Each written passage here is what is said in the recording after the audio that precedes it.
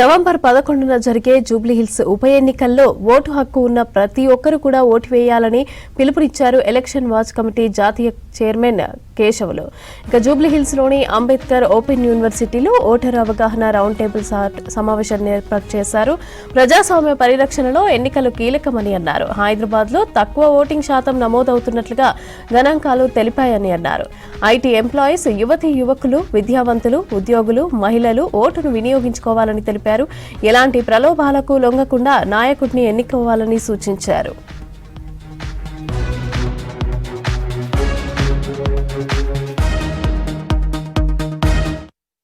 తెలంగాణ రాష్ట్రంలో జరుగుతున్నటువంటి ఆ ఎన్నికలలో ప్రజలకు చేసేటువంటి విజ్ఞప్తి ఏమిటంటే, మొత్తం కూడా ప్రజాస్వామ్యము బతకాలంటే ఎలాంటి కులాలకు, మతాలకు, ఆ తర్వాత మిగతా అటువంటి వాటికి ప్రలోభాలకు లొంగకుండా మనము ఎన్నికైనటువంటి ఎమ్మెల్యేలను ఎన్నుకోవడంతో ఆ రాష్ట్రము ప్రజాస్వామ్యయుతంగా ఉంటుంది.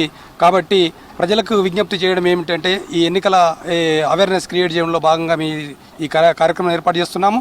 మీరు ఎలాంటి మతానికి కానీ, ఆ తర్వాత కులానికి కానీ, ఆ తర్వాత డబ్బుకు కానీ దాసోహం కాకుండా ప్రజాస్వామ్యబద్ధంగా ఎవరైతే ప్రజల అభివృద్ధి కోసము పాటుపడతాడో అటువంటి వ్యక్తులను, అటువంటి పార్టీలను ఎన్నుకోవడంతో వాళ్ళు దేశాభివృద్ధికి, ఆ తర్వాత రాష్ట్ర అభివృద్ధికి, విద్యాభివృద్ధికి, ప్రజల యొక్క సకల అభివృద్ధికి, అన్ని రకాల అభివృద్ధికి తోడ్పడతారు. కాబట్టి ఈ విషయాలన్నీ కూడా గమనించి ఎటువంటి పార్టీలు ఎలాంటి ప్రభావాలకు ఇచ్చినా వాటికి లొంగకుండా మీ అంతర సొంతంగా వివేచనతోని, విజ్ఞప్తితోని ఓటేస్తారని ఆశిస్తున్నాం.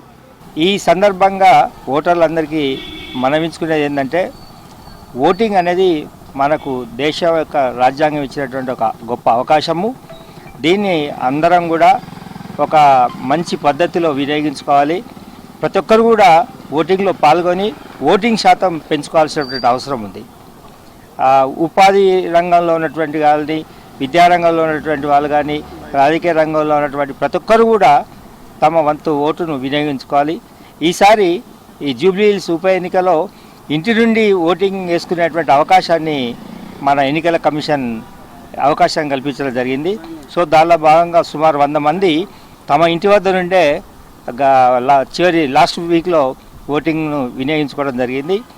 ప్రతి ఒక్కరు కూడా ఒక సామాజిక బాధ్యతగా తమ యొక్క బాధ్యతగా తీసుకొని, మీకు ఎన్నికల కమిషన్ సూచించినటువంటి గుర్తింపు కార్డులను తీసుకొని ప్రతి ఒక్కరు కూడా